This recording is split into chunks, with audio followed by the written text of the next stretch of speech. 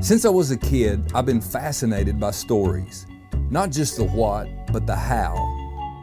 How lives change. How moments unfold. I realize the answers, they aren't always in books, but they're with people too. That's why we started this show, to uncover the extraordinary in the everyday, one story at a time.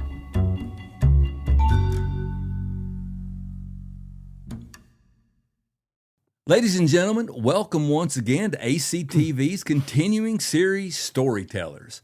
This is a show where we chronicle the lives of fellow Anderson Countyans who have made a positive and lasting impact in our community and beyond. This is our 10th episode, and for our October show, we would like to welcome to the Storyteller stage Mr. Jim Medley, Ern Medley. Jim was a born and raised Anderson Countyan, a lifelong educator, career military man, and retired lieutenant colonel from the United States Army, as well as a personal friend and mentor to me. Jim, welcome to the Storyteller stage, and I appreciate you being willing to share some time with us. Thank you. I'm honored to be here. I'm not exactly sure why you scraped the bottom of the barrel with me, but well, I think we're going to find out. I'm happy to be here. Well, the first question I want to ask you, as long as I've known you, which has been a long time, you've gone by three names. Most people I talk to call you Jim Ern Medley. I even got a message from your daughter, Ann, with your phone number and stuff, and she has you as Jim Ern Medley in her phone. So there's been some famous people and some infamous people with three names. So how did this come about for you? Well, I'm named James Ernest Medley after my two grandfathers, James Hall and Ernest Medley. So from time I can remember, my parents and everybody else just shortened it to Jim Ern, and that's how I grew up. That moniker didn't sell so well in the Army. It's too hard for them. So over time, I had to drop the Ern just to get along. But those that still call me Jim Ern know who I am. Yeah, have known me a while. Well, there's a lot of folks that do that. Even today, when if I'm down in Anderson County talking to some of the folks you used to tool around with a little bit, they refer to you as that too. That's true. So that's unique. Not too many people go by three names. Well, as we said, there was Billy the Kid, some other infamous three namers too. But no, I'm proud to be named after both my grandfathers. Yeah. Well, let's start out with talking about your life growing up in Clinton and the values that shaped you as a young man. You grew up here. I think you said you were born in Oak Ridge, but you kind of grew up in more in this area. So what were some of the things that shaped you as a young man in our area? Well, it just, as a baby boomer and growing up in the 50s in a small town, neighborhood I lived in, we had enough boys within 2 years of age we could form a team of any sport. And summer times were just from daylight to dark outside, great independence. We didn't have cell phones or many other distractions, so we made our own play, and it gives you kind of a sense of independence. I had a wonderful home to live in and parents. I'd be called home after dark and usually wasn't ready to go, but it was the thing to do, but you had to wash your feet before you went to bed because shoes were on only on Sundays when school was out. But I think just the whole community and our church, our family, my grandparents' Halls lived here. They go back many generations, the Halls do, in Anderson County, and just the entire environment. It was nurturing.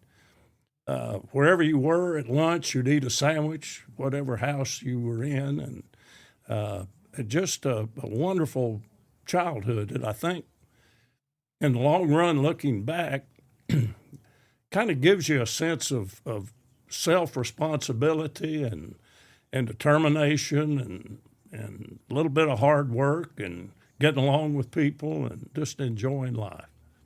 Well, those are good qualities to have no matter what age you are. So who were some of your biggest influences growing up when you were a kid? Well, number one, it'd have to be my parents. I had a wonderful mother and father, and they set a wonderful example in every way of being providers and providing love and care and a lot of my friends, I was blessed to have good friends. If you remember Chick McGinley, with his funeral, his son said, "Be careful who you hang around with, because they'll have more influence on you than you will on them." So between my Sunday school teachers and school, and I was influenced by so many positive, good people. I can't even think of a bad example that would steer you to do right. Well, how did that upbringing, how did you think that prepared you for the challenges you faced in some of the other decisions you made in your life moving forward? Well, as I've already mentioned, I think from an early stage, I was blessed to have a positive, optimistic outlook, was given a lot of freedom, and felt like you needed to be responsible. Freedom comes with being responsible. If you're not responsible, freedom goes away. And so I think that is, if I had to pick one trait, stands you in good stead to go whatever you're going to do. If you'll follow that example and do the right thing and be responsible, you'll get a lot of freedom. And I always felt like I had a lot of free will in making choices. They weren't always good, but they were mine. And I think of the great Jody Wright, who I know has been on here before, talking about how he prayed about making a decision. I'm afraid most of my decisions were made. Then I said, that was a good one, wasn't it, Lord? And most of them have been good decisions. Well, one thing that I want to talk about, because I had personal experience with this, I want to talk to you about your love for reading, because I know that's been a constant in your life. When did that discipline begin for you, and who or what was instrumental in causing you to have that love for the written word? Well, clearly it was my mother. She read to us ever since I can remember. And I think that's planted a seed that just sparked. I loved, my sister and I sit there and she would read to us before bedtime, and just in a wide variety of things. And I just took it all in, could visualize it. So that had to be the seed that was planted by her. And ever since I can remember, I just had a voracious love of reading, and still do. Read every day. And it's a vicarious way to experience a whole lot of things, and to learn a lot about people, about life.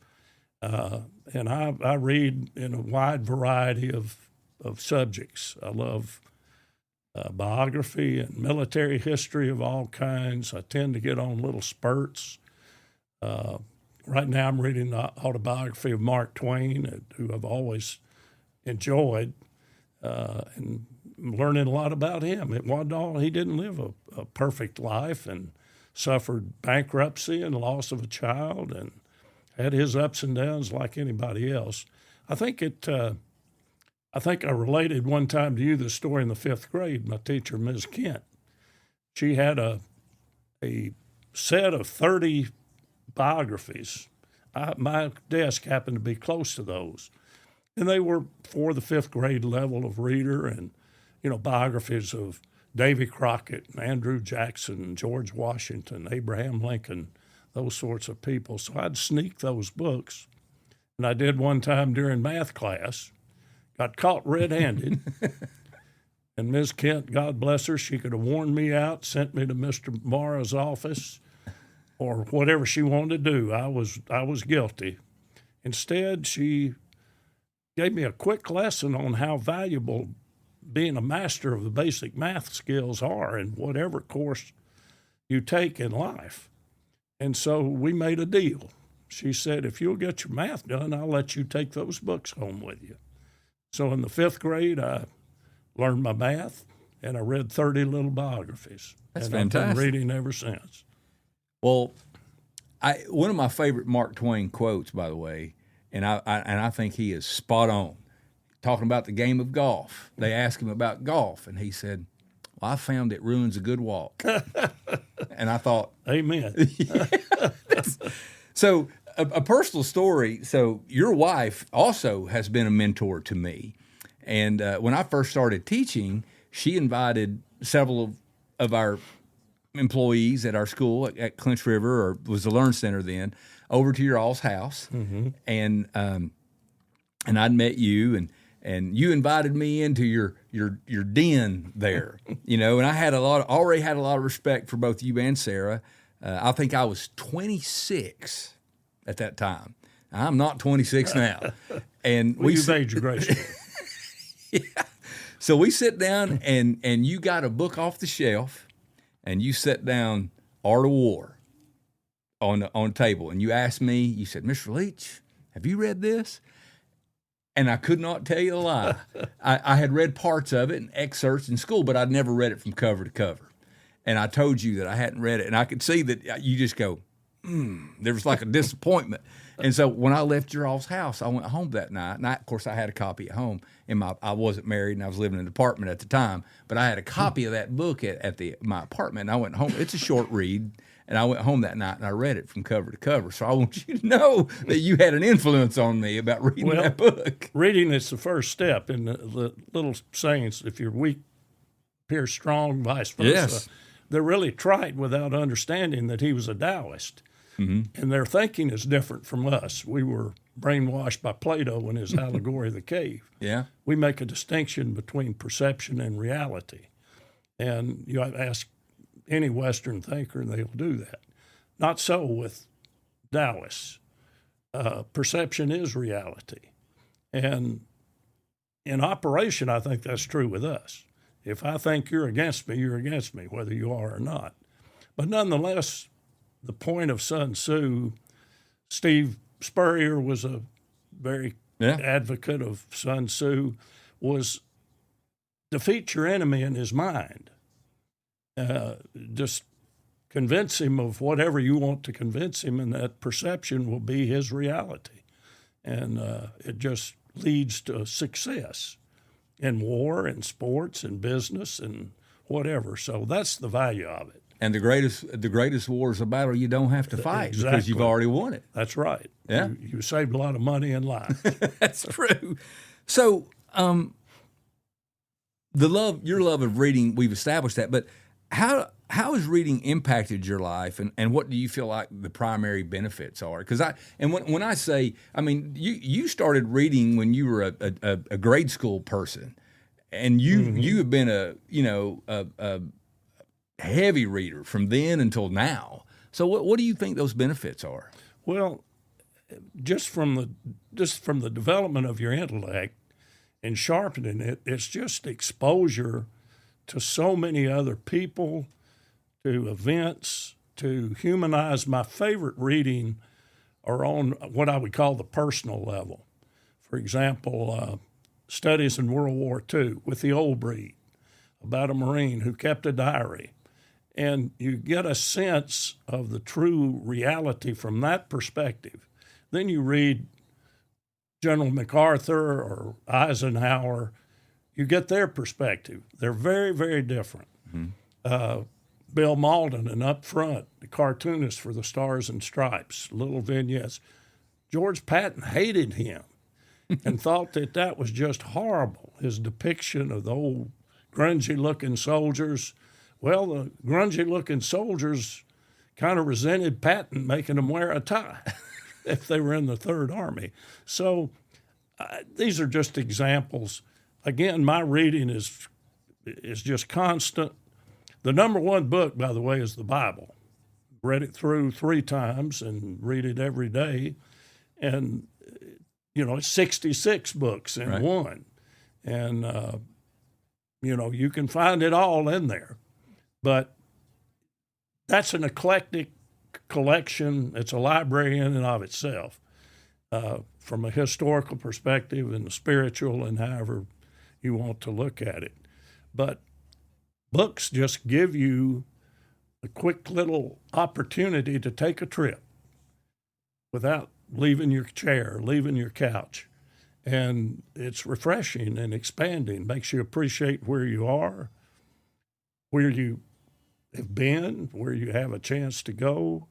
I don't know. I'm just hooked on it. Well, I've always been very impressed with. I like to read myself, and I've always been very impressed by people who. I respect readers. I mean, I feel like we're a dying breed. We unfortunately we are we're scrollers now. We like to scroll. Not me, but but some people are. Yes, they are. Most people are. Talk a little bit about the impact of your grandparents and parents, not only on your life and the life of your siblings, but some of the things they did in Anderson County, because your grandparents were pretty. They did some things here that maybe some people may not know. Well, you're referring to my grandfather, Dr. James S. Hall, who was very community-oriented.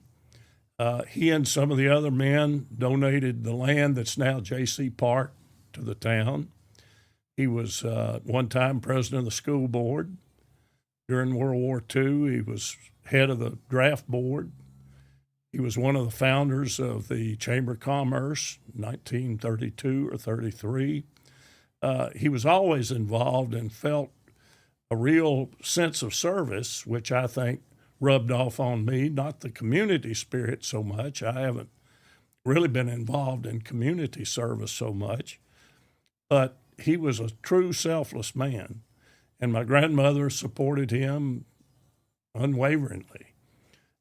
My grandpa Medley was a farmer in Middle Tennessee who I'd spend a week with, and we'd milk the cow and gather the eggs and churn the butter and go to the garden, and I never wanted to leave. My kids think it's Little House on the Prairie when I recite that, but looking at them, and particularly here in Anderson County, Dr. Hall was a beloved physician. He never turned anybody down about seeing them, no matter what time of day it was. Made house calls. That's right. And he had a wonderful sense of humor. One quick story, an old man lived way out in the county. They didn't have a car. Of course, this is before GPS. It was cold wintertime. So he went, and Junior met him at the footbridge with a lantern to get over the creek. Got in, and the old man had pneumonia. Well, penicillin had just come out, so he gave him a shot of penicillin, and the old man wanted to get up and said, "I'll walk you back to the car." And Granddaddy said, no, you stay in here. Junior could walk me back. And they had a roaring fire going, and above the mantel was a little jar of Vaseline. And my granddaddy said, "Oh, Vaseline, that's a perfect thing for chapped lips." And he got a little bit, applied it, and the old man looked and said, "Yeah, Doc, it's mighty good for the piles, too." So I've heard him say that story on himself. So he was self-deprecating, that's for sure. But, yes, my grandparents, and as we're talking in Anderson County, certainly my Hall grandparents, what wonderful examples to me growing up. And they cared for me, and I used to love to spend the night with them. Because grandmother give you Coca-Colas and all kinds of stuff we never had at home. And they were wonderful people. Fantastic. So after high school, you've got some decisions to make, some choices. And walk us through that process. How'd that go? Well, I remember being frustrated in high school. I was certainly far from a stellar scholar. Most of my teachers would have been horrified to think that I was ever that children were subjected to my teaching, but I guess I was a late bloomer. I really had no vision of what I wanted to do. It was just common knowledge that I'd go on to college because that's what we were supposed to do. Most of my friends had already had visions of job choices and professions, and so I went to UT and majored in partying. If they gave out awards for that, it'd be magna cum laude. But at least I had enough sense to realize I was wasting my time and Dad's money. So I enlisted in the Navy. Let my folks know, I think it was 2 days before I had to leave. Of course, my mother was upset. My dad was shaky, but he was proud of me. But so anyway, I did. I went into the service for 4 years. I was a hospital corpsman. And became an operating room technician, had some great training, and grew up and matured. And met my wife while I was in the Navy. And so after 4 years, I was now ready to be a serious student. And did so at UT. Went back, used the GI Bill, and graduated from UT in 2.5 years.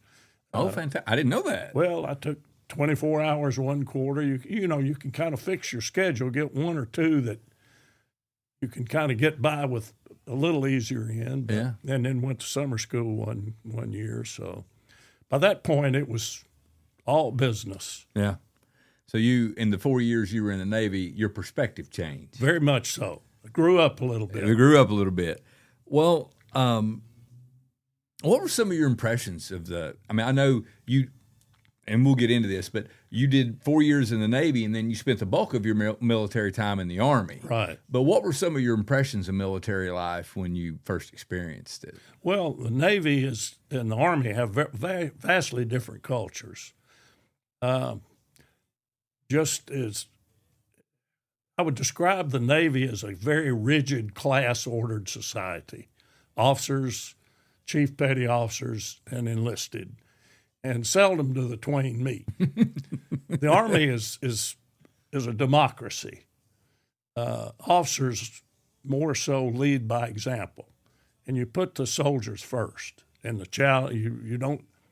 One of my first chewings out as a second lieutenant was standing in the chow line, and our battalion commander came by and asked what I was doing. I told him. He said, "Nope. You don't stand in line." I thought he was going to tell me just to go up the front. No, you wait till there is no line, and then you go eat and make sure there's enough food left for you. And while you're in there, go walk through and talk to the mess sergeant, check things out, make sure everything's looking good. So the cultures are vastly different. I was not enamored of the Navy. I was on the bottom. I was on the bottom of the totem pole. One of my favorite books, I don't know if you've read it, one of my favorite books is by a guy named Simon Sinek, and he steals that idea. The name of the book is Leaders Eat Last. And he's like, if you're going to be a leader, you make sure you take care of your people, and just what you said. That's you right. make sure your people are fed, and then if there's something left, then you eat. If there's right. not anything left, then you go on. That's right. And and he uses that idea. The whole book And is it around that applies theme. to all things. You know, if you don't, the Army is a very much more personnel, people-oriented organization. I was artillery, but artillery battalion has 660 soldiers, And so as one of the leaders of that large, diverse group, you find out pretty quick, a sense of service means being number two. You know, everybody else is number one if you're a true servant. And so, and that's not an original idea, is it? No, I've heard that for a long time. If you want to be the greatest, you got to be the servant of all, right? Yeah, and I believe we know who that said that. We do. But no, they're different cultures, and of course, being an officer, a lot more responsibility. You do become, when you're enlisted, you really, for the most part, need to take care of yourself, and that's the first thing you learn. And that continues, but you build on that to the part where you're truly a part of a team. And that applies for enlisted, for officers, for non-commissioned officers, petty officers. The military is you got to be suited for it. I would compare it to a well-performing unit. It's like a really good football team. You become extremely close. You work together. You challenge yourselves. You meet all kinds of bumps in the road. You overcome them. You lead by example. You work hard. You're honest. All of these things are just character-building traits that over time I think just become second nature. So when you were in the military early on, and this is a great story because you meet somebody pretty special, as you alluded to, in Maine. Now, here's my question is this. How does a boy from East Tennessee meet a young lady from Alabama in Maine. How does that happen? I'd say divine intervention. Would Sarah say that? No. No, I was stationed at a Naval Air Station in Brunswick, Maine. Sarah, my wife, one of her sisters was married to a Navy pilot who was stationed there.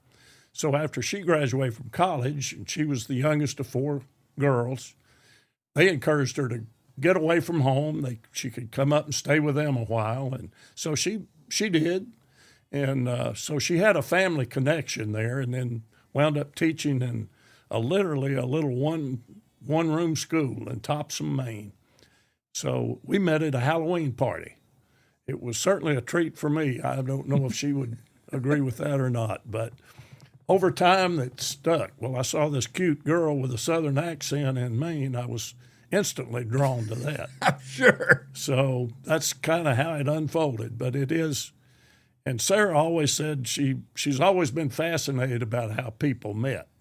Every one is a unique story from the childhood sweethearts on, and I've encouraged her, well, you ought to write a little book. It'd be a bestseller, particularly.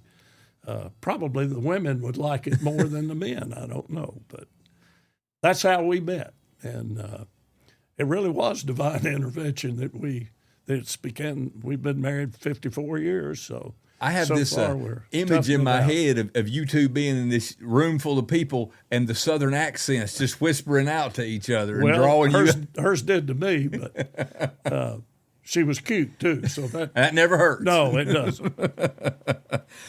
Who were some of your mentors in the military? Well, I was fortunate to have several. The first sergeant I had, Delta Battery 1st to 13th Artillery, Jimmy J. Richards. He went on to become a command sergeant major in Army Division.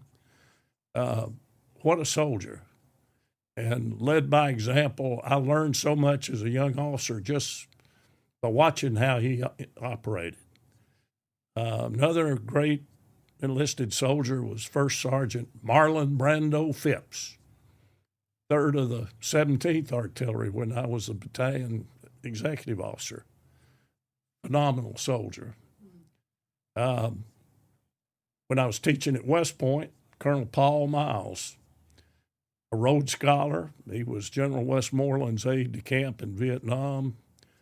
One of the most brilliant individuals I've ever known. I learned to carry a 3x5 card and a pencil with you all the time. And very practical. A pencil and a 3x5 card will work in the rain. A little flimsy notebook, a notebook paper, the pen don't do so well. And he was just he had a profound influence just by being around him. And operationally, it has to be Colonel, who retired as Lieutenant General Don Holder, commander of the 2nd Armored Cavalry Regiment. A gentleman and a scholar, a phenomenal soldier. I've told Sarah this several times, and that's clearly the greatest operational assignment I had. We were busy and gone a lot in Germany, deployed, but I learned from him every day. Never heard him use a profane word or raise his voice, but he was like the old E.F. Hutton commercials. When he spoke, everybody listened. So, and there were others, but those 4 stand out, both enlisted and officers. And so you were learning from people that were in station above you and station that were below you. That's exactly right. And you're crazy if you don't pay attention to both. Right. What sort of impact did your military experience have on you as you later moved into education? Well, there's a sense of discipline and a sense of service. I always felt like my job as a teacher was to serve the students by being as knowledgeable as I could, as prepared as I could. Kids would say, well, can we eat and drink in class? And my answer was, well, no. But, something's going to get knocked over, and I didn't do it. whatever rules applied to them applied to me. And that's the way the military is. And just the joy of being around people. And, teaching, it's a profession, and I think it's a calling. And I enjoyed every minute of it. I'm sure I'd have students that probably wouldn't agree that it was the best time of their life. But I did always come prepared to class, was always on time, a little bit early. And whatever rules were around applied to me just as they applied to them. So you were in the Navy for 4 years and the Army for 19. So so it was 23 total. Just over that. So when you were in the Army, you retired as a lieutenant colonel. Right. Correct? So you returned to Tennessee after that. I'm the prodigal son. Talk a little bit about that. What brought you back home? Well, growing up, and I loved Clinton and Anderson County, but I had this craving to see other things, be other places. Sarah and I moved 18 times in our military lives. We've been here 30 now. Mm-hmm. You couldn't move us with a fleet of semi-trucks, and we wouldn't want to. But I had the chance for roughly 25 years to see a lot of the country, to meet all kinds of other people, live in other countries, and I just wanted to come home. And Sarah went along with it. She was a little reluctant at first. She said, "Now, I love your mother, but we'd be about 2 miles from her all the time." And but we agreed, and both of us have been tickled to death. I think getting away from home, seeing the rest of the world, and there's a lot of it that's good and interesting, but it really makes you appreciate what you have. Mm-hmm. And I was looking forward to getting back to that and haven't regretted it one iota. So when you did your post-secondary work, you didn't just do it in Knoxville. You did a little bit in Nashville. Yes. Talk about the University of Tennessee and the Vanderbilt connection. Well, first, this all started when I was accepted to go and teach history at the United States Military Academy, West Point. Which is pretty impressive. Well, I think I hit it at the right time. They were too sophisticated. They needed an old country boy to kind of level things out a little bit. And my timing was good. I had 2 officers that put in good recommendations for me. The Colonel Roy Flint, who retired as the dean, as a brigadier general, he got my little letter that Sarah thought was the most sarcastic thing. I can remember it, I think, verbatim. "Dear Colonel Flint, purpose of this letter is threefold. Introduce myself, help you determine if I've got any sense, and apply for work." And I said I love soldiering, history, and teaching. And an assignment to West Point in his department would fulfill all those things. Well, it hit his secretary, Miss Sally French, right. I learned this later because there were numerous applications for four positions. So she kind of singled my little cover letter out and made sure he read it.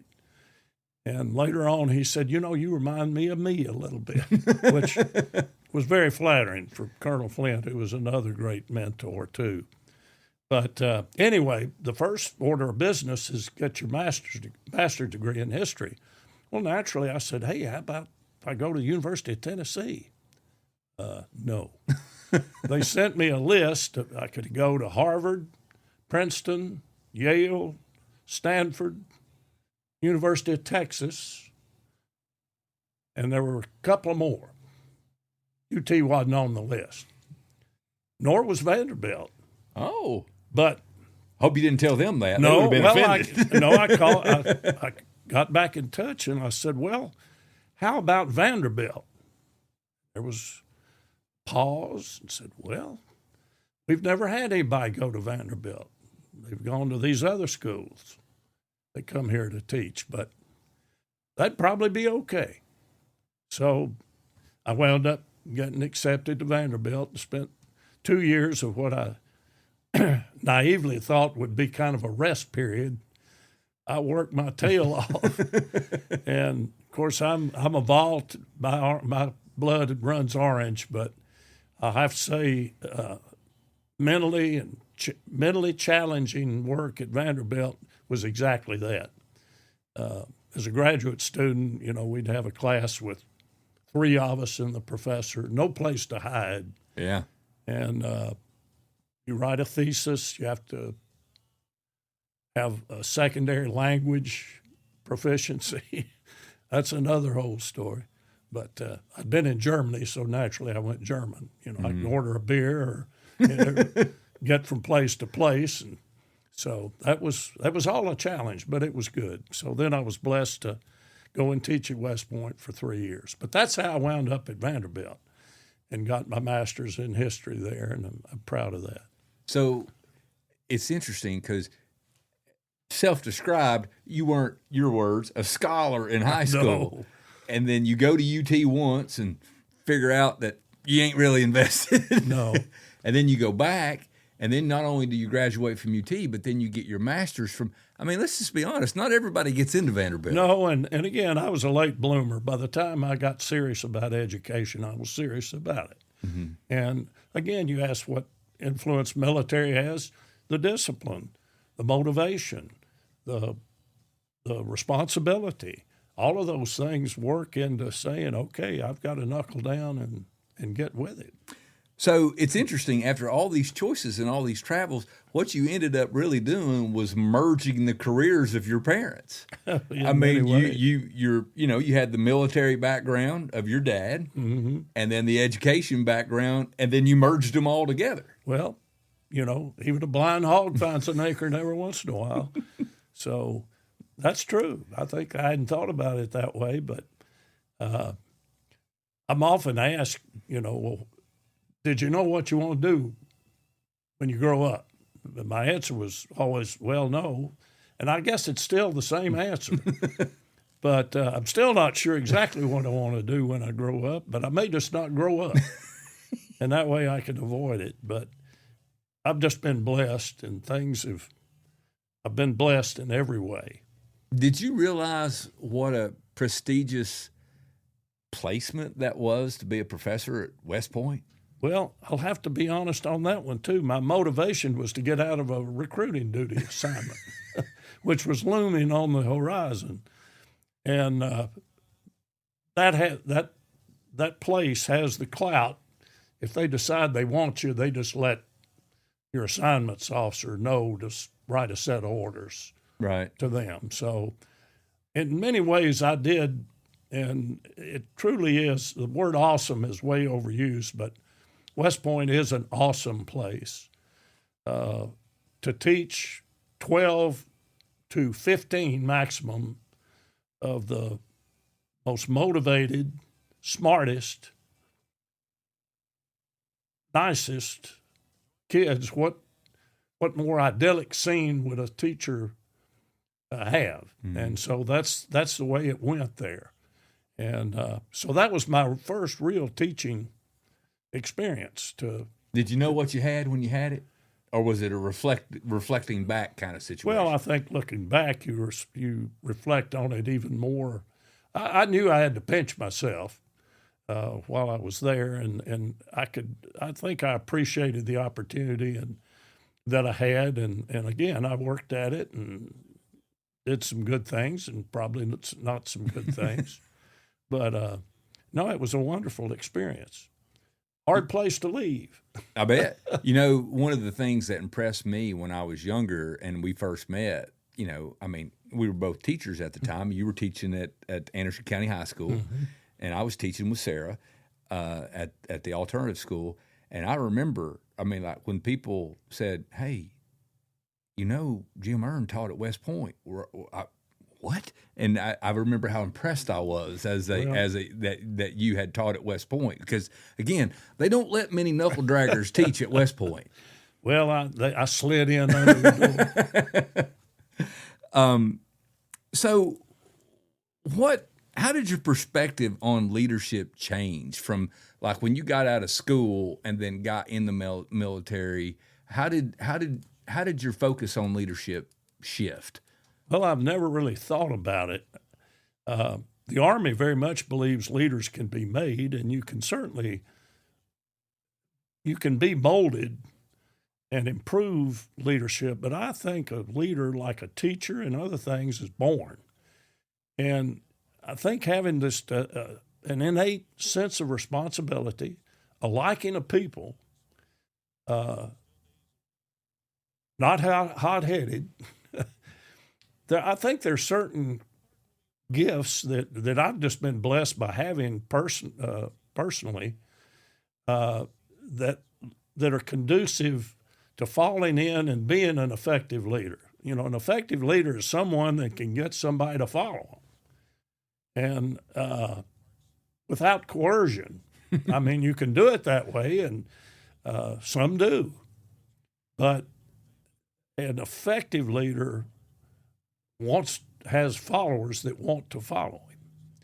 And I don't know if I can put my finger on it exactly, but overall, I sensed that I was usually pretty effective. Soldiers that I was responsible for, as far as I know, I had their respect, which is essential as a teacher too. It's nice to be liked, but it's essential to be respected in whatever you do. If you're not going to be followed, and you're going to be on the outskirts. Right. So you retired from the Army, and your rank was lieutenant colonel. So talk a bit about, because I don't know, as you went through the process of going through the ranks in the Army, like how did that happen? Talk a little bit about that process, about how you moved up, and because you led active combat troops in Operation Desert Storm. Well, I was a battalion executive officer, so I was the second ranking officer in the battalion. But promotions come by, the Army says, by the opportunity to lead at a higher level.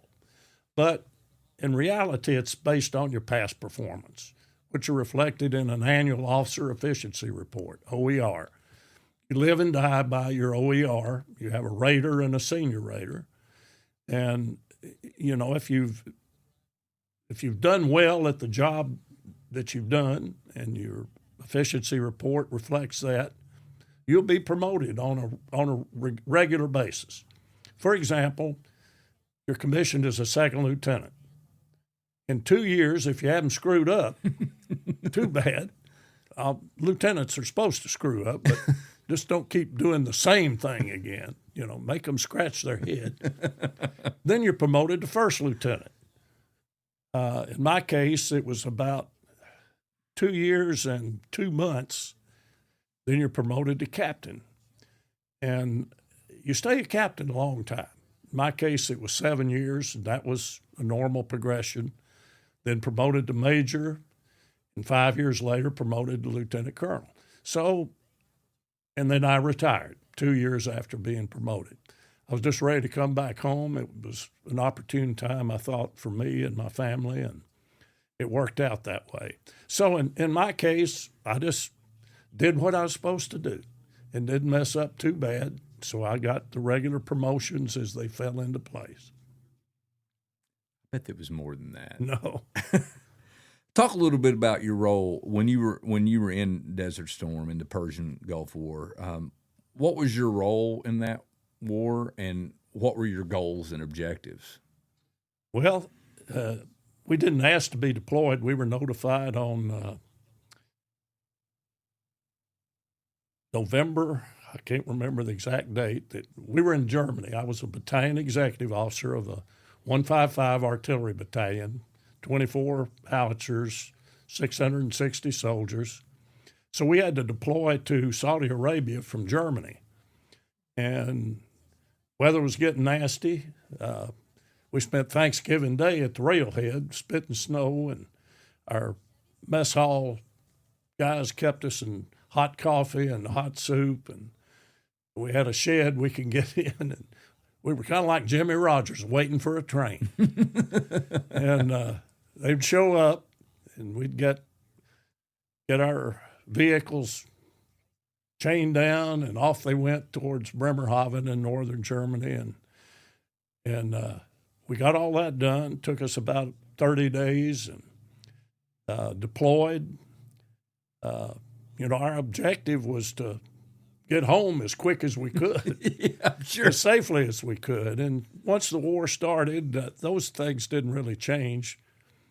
I was blessed to be if you got to be in the war, that was the right one to be in. It went our way, and we were in direct support of the 3rd Squadron of the 2nd Armored Cavalry Regiment that led the 7th Corps attack into Kuwait. And so we had a very important mission, and we wanted to accomplish that. We fired, I believe it was 1,400 rounds of 155. Most of our fire missions were called by aviation units that were far enough ahead. Had a lot of prisoners to deal with. We didn't lose a single soldier. All those were goals. We had 2 wounded and lost 1 vehicle, and we got safely home back to Germany after a successful war, and you can't ask for any better than that. Right. I did, by the way, I spent the war looking at my gas gauge. I think I mentioned this to you before. We consumed about 10,000 gallons of fuel a day, and we had 3 5,000-gallon tankers. So we used up 2 of those every day, just moving. And you were moving pretty fast. We were moving, and did so from Saudi Arabia into just south of Kuwait City by the end of the war. So every day it was a massive road march, stopping to shoot here and there and keep going. So one of my biggest responsibilities is make sure we hit that next fuel point and get our tankers filled up. And we looked like the Clampetts headed for Beverly Hills. We had stuff tied on everything. We've got 9 men in a howitzer section, and each of them have 2 duffel bags and 2 weeks' worth of MREs and cases of water and M16 ammunition, 50 caliber ammunition, our howitzer ammunition. We were loaded. And I thought back to Napoleon, who was, considered a bit of a pretty successful military figure, yeah, who said tactics is for amateurs, logistics is for experts. And so I certainly learned the truth and validity of that. But again, we came through it unscathed and did our job and took pride in doing so. Did you personally, how did you feel the weight of that responsibility of leading those troops? Well, you can't help but worry about them. My driver, Lee Ward, fine young soldier, bless his heart, he had to put up with me. He was like my son. I was fussing at him most of the time, and he took it in good humor. He came to me right before we were, in fact, 2 occasions, right before we launched the war, and we had a Jewish soldier that I didn't know. He knew, and he said he had put Protestant on his dog tag, and it worried him. And in case he was going to be captured. And he said, I've sold out my faith. Well, I said, bring him over the tent. Let's talk to him. So we had a good long conversation, and I guess I was just trying to reassure him that, his faith was between him and his God. Didn't have anything to do with what was written on the dog tag. So, and the other one, this was after the war. We craved mail. We'd get mail maybe every 4 or 5 days if we were lucky. I think that's been true for any soldier anyway. Absolutely. It was your one touch of home. Well, again, Lee Ward came and said, sir, we've got PFC so-and-so. He hadn't got a piece of mail, and he's really down in the dumps. Well, we were starting to get any soldier mail that was coming from places all over the country, and they divided up, and we'd get 20, 25 pieces. I said, okay, next mail call, give whatever any soldier mail we get, give to him. I told the postal people. So he hit the jackpot. From then on, he got all the old soldier, any soldier mail, had pictures of pretty girls from bars in Chicago, you name it, and he was the cock of the walk. Sure. So both of those things, it shows a sense of my driver of compassion, of understanding, and those are distinct memories that I have, and that's how you feel about all soldiers. And unfortunately, 660 of them, you can't know them all. You get to know the troublemakers real quick. It's kind of like in school, But those were two good cases that had positive outcomes. And I've always said, you have a duty to your family, you have a duty to God, you have a duty to your country. We've all heard that. It's become a cliche, really. But, how you divide those up, everybody said, well, it's God, family, and country. Well, not always. Right there, it was country. It was those soldiers. And stay true to your faith. I read the Bible daily and do a devotion and pray. And I kept that up.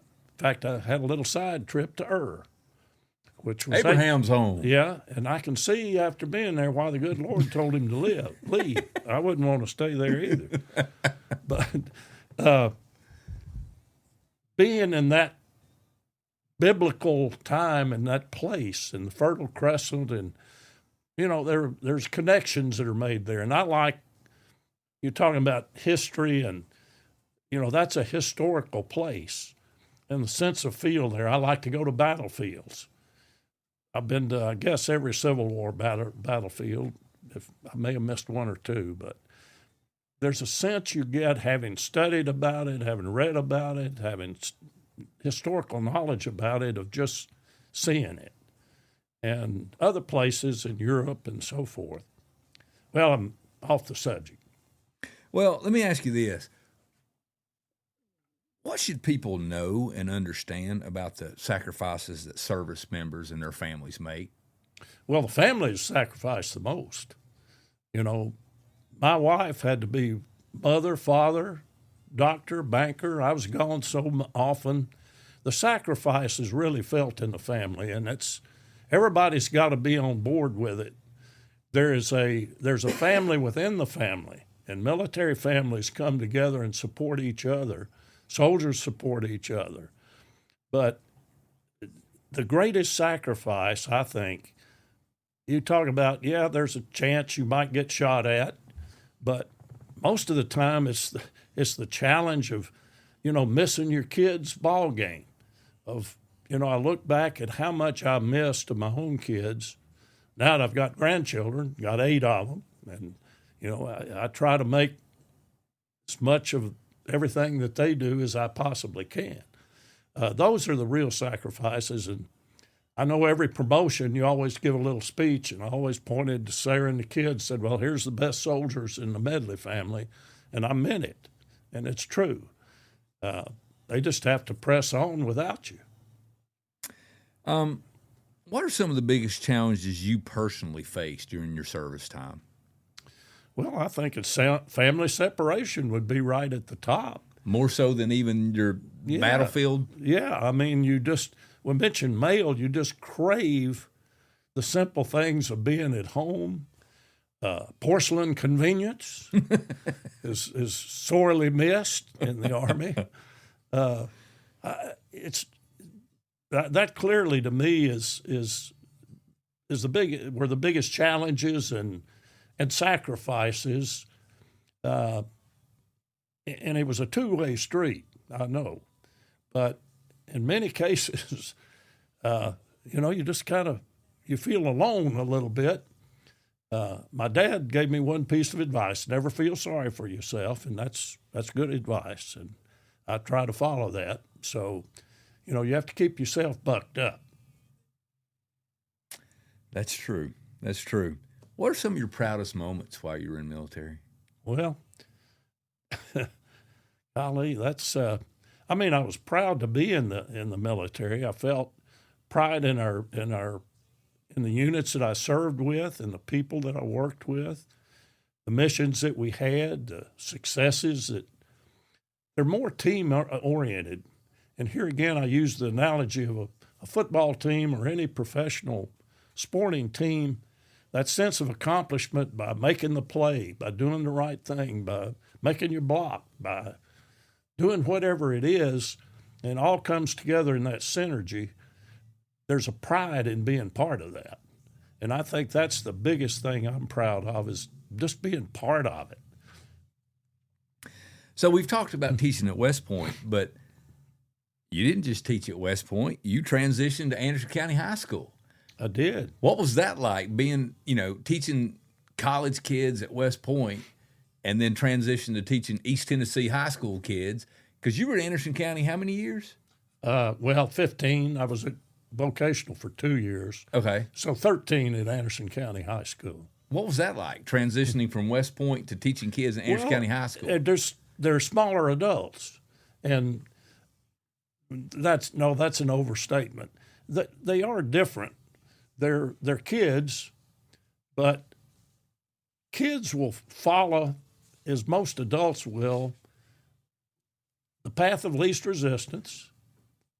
I always felt like, let me put it this way: teaching a regular class of U.S. history with, say, 28 to 30 kids. First of all, you had twice the number that you had at West Point.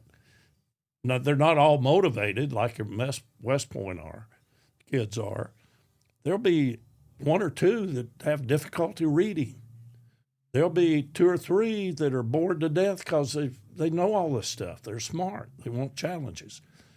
You really have those five, there's a word for that. I can't think of it. It's a percentage, 20%, 20%, 20, 20. Mm-hmm. Trying to teach them all in one method is extremely challenging. And I felt like that was probably my weakest teaching. Now, later on, I went to teach advanced placement U.S. history, volunteer course. So your kids in there asked to be there. They want to be challenging. I taught that just like a college course. And that was easy teaching. And I'll have to say the most enjoyable. Those were my Jedi Knights. And some of the most remarkable young people that, these older people that say, boy, our kids they're just not in county anymore. They don't know what they're talking about. We're in good hands. And I look forward to them taking charge. So what were some of the subjects you taught? I mean, U.S. history for one. What were some of the other things? That was my primary subject, but I taught world geography and world history, government and economics, each of the social studies subjects. My degree at UT in social studies education, then you were certified in each subject. Not that you were qualified, but you were certified. So I learned a lot, teaching those other subjects, and they were enjoyable in their own right too. But American history is my subject, mm-hmm. and where I felt most comfortable. But I enjoyed teaching the other courses as well. You're not going to like this question, but I'm the question asker, so I get to ask it. During your teaching career, you had a huge impact on a lot of the younger social studies teachers. Randy Hall, Derek Wallace, Jason Chambers, Daniel Sexton, and me. What was the role of being a mentor teacher like for you, leading this little group of ragamuffins that you had following you about? Well, first of all, I wasn't mentoring you on purpose. And those names, including yourself, you dismissed, are some of the finest teachers that have ever been in Anderson County. They didn't need mentoring. If I had any influence, I would hope it was by just doing my job, doing the right thing, being honest, putting my whole effort into it. I mentioned Clark Walker, mm-hmm. who was an inspiration to me. Clark, the year he retired, we had new textbooks. And he came in at 6 to 6:15 every morning the last year to make new lesson plans for those textbooks. So he had fresh, and that was his last year. And he's probably the only person that's ever done that. Well, that had a very, I know he wasn't, I was aware of what he was doing, but he never said anything about it, but I noticed it. So if I had any positive effect on you and those others, you notice something that I wasn't trying to put a show on or tell you about. I'm just blessed to be around you guys. And you didn't need mentoring. Well, I could tell you talked about leadership earlier, and when you walk into the room, you got to do the right thing, and well, you did that for us, and it showed, and we all noticed. And I can promise you, I've had conversations with all those men, and nobody wanted to disappoint you, including me. And I appreciate what you've done for us as educators and encouraging us. And you all have been toward me too. You didn't know it. Well, I've seen how you and the others teach and have taken it seriously and made positive effects on kids. It works. It cuts both ways. Well, let me ask you this. This is a same question, different avenue. Looking back over your teaching career, what were some of the accomplishments there that you were proud of? Well, I think just having kids, I've had a few notes from kids after they've left that were positive in terms of being thankful for what I'd done for them. That's job satisfaction in spades. And I've still got rare. A folder of those. Oh, I do too. I've got every one of them. They're not that many, but I felt like every day I went in, I wanted to do the best job I could of teaching. Kids would say, "Hey, we're having a free day." You've heard that before. Oh, yeah. Oh, absolutely. Every day's a free day in our country, and you've got freedom to study and work hard and better yourself. But again, I always try, whatever I did, I try to set the example. And, kids know if you know what you're talking about or not. They're sharp. You can't fool a kid about, if you try, you're on a fool's errand. So, there are times you need to say, well, golly, I don't know about that, but I'll find out. And you better find out and come back because they'll be expecting you to do so. And I can't say enough good about good students will succeed, even with mediocre to poor teaching. That's true. I think the onus is on teachers must teach to the best of their ability, and students must learn to the best of theirs. If both those things happen together, you've got a very positive outcome. In 2007, you were elected to the Anderson County Hall of Fame. And in 2017, you were elected to the Clinton High School Wall of Fame. That's quite an honor and quite a distinction to be recognized from your community with such awards. What does that mean to you, having your life and your work validated like that? Well, it's always an honor to be honored. And, the Lord told us to be humble, and I try to follow that. The old song, it's hard to be humble when you're perfect in every way.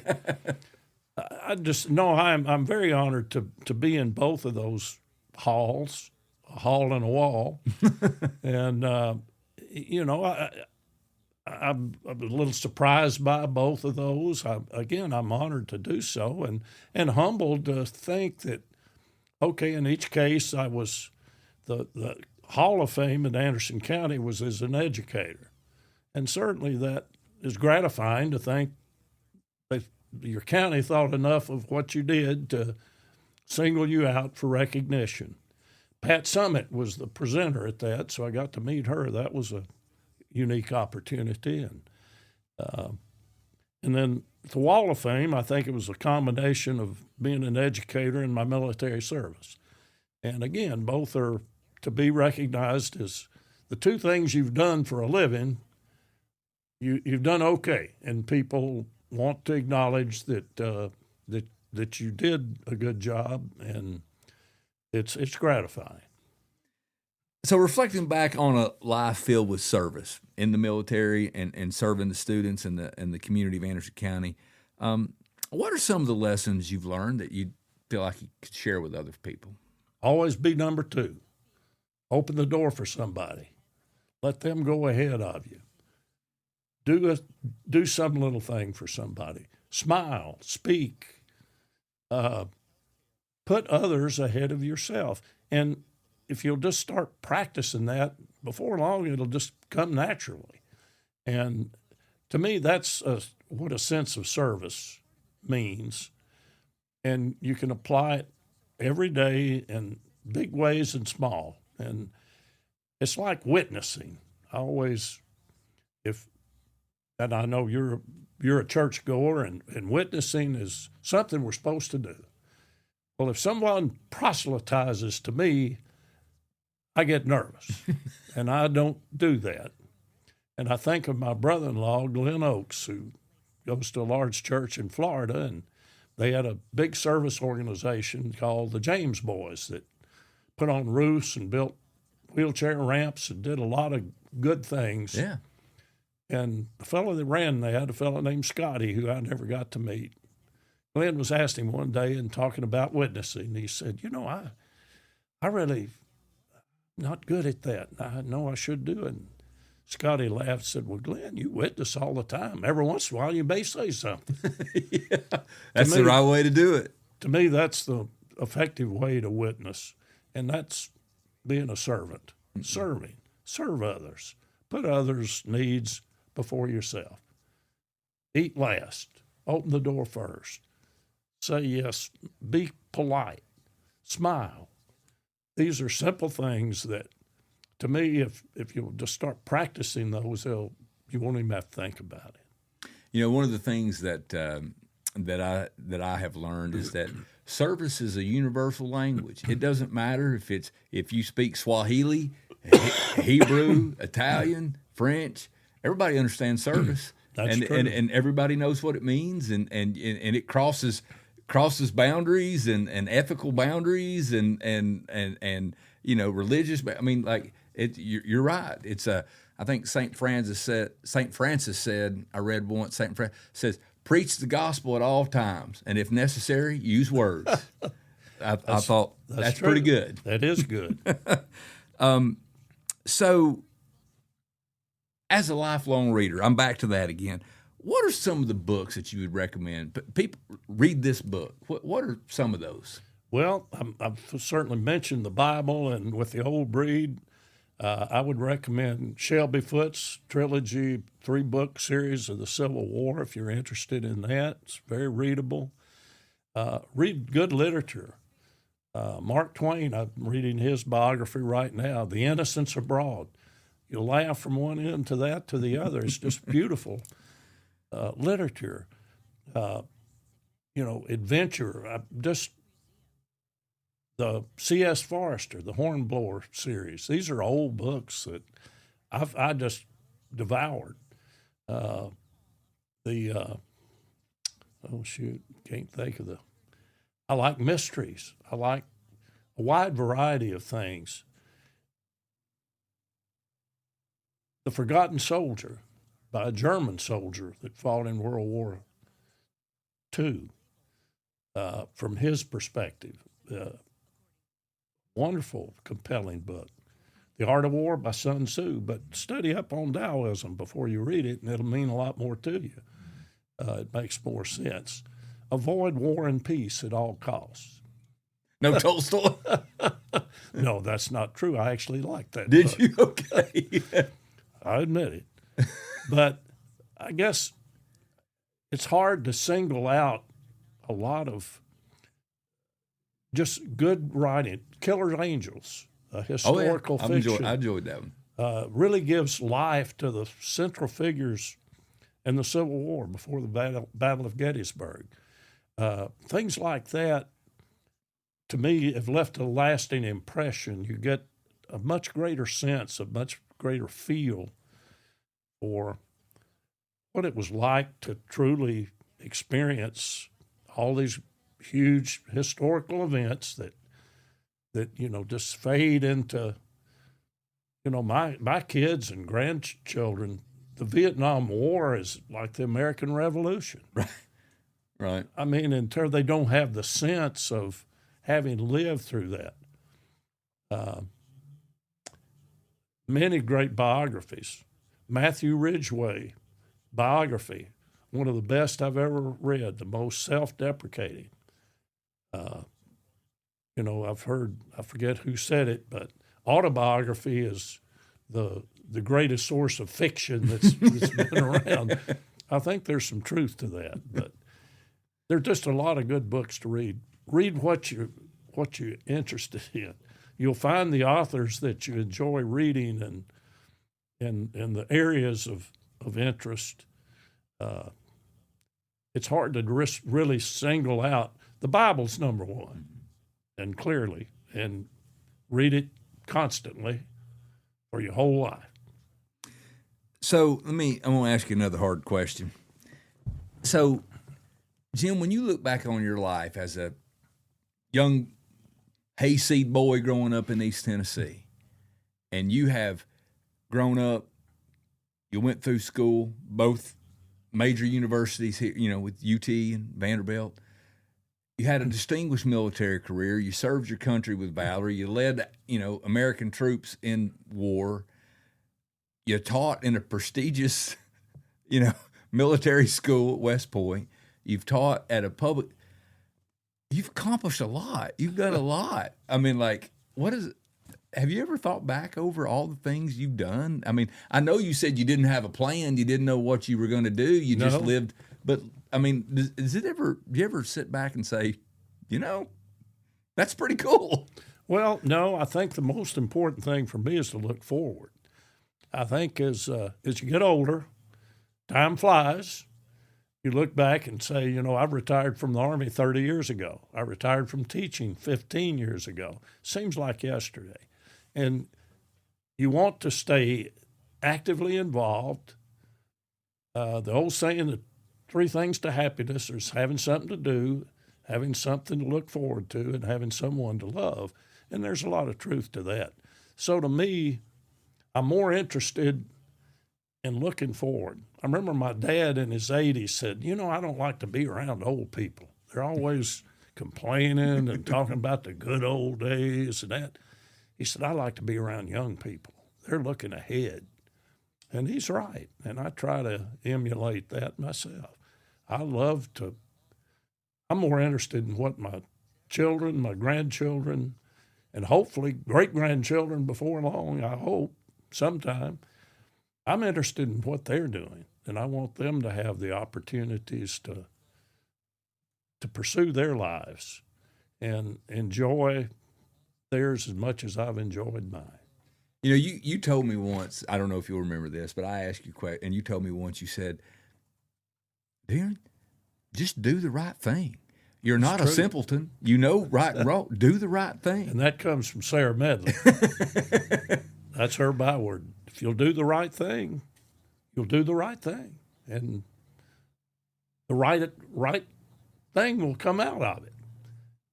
So let me ask you this final question, and I appreciate you being so generous with your time.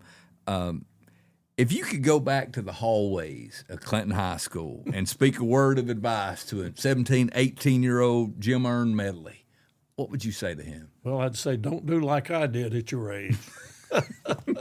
Too late for that one, though, isn't it? It is. No, be yourself. Give yourself credit. Apply yourself. Be honest. Do the right thing. If you'll do those simple things, things will fall into place for you. And pursue your interests, and you'll be successful. The worst mistake, and I saw it some in young cadets at West Point, that there are a few that kind of get pressured into going there. They're the fourth generation. I had one cadet in particular, smart as any of the rest of them, and it became pretty clear, I was his academic advisor, that he didn't really want to be there. but his great-grandfather and his grandfather and his father had all been West Point graduates, so he didn't have a choice. Right. So it's pretty obvious he had decided the way out was just to start flunking everything. So I convinced him to just do the right thing. Don't flunk out. Just tell them this is not for me. They'll understand. They may not like it at first, but they'll understand. I think that's how it unfolded. But you can be pressured into things and it's good to have a little pressure sometimes, but it needs to be in keeping with your own interests too. Jim, I can't thank you enough for doing this. Well, Darren, I know you didn't want to, and I kind of shanghaied you. I got Sarah and some of your kids to pile on a little bit. That was a smart plan on your part. Well, you know what? When I started doing this, talking to people, your name came up a lot. There was a lot of people that said, "Hey," and I was like, "We need to do that." So I appreciate you taking the time. Thank you for having me, and I've enjoyed the visit, and hope everybody hadn't turned their TV off. Oh, they won't do that at all. Ladies and gentlemen, thank you for joining us for this 10th episode of Storytellers. Be sure to tune in November when we'll have another episode ready for you of someone from Anderson County who's accomplished something significant. We'll see you in November.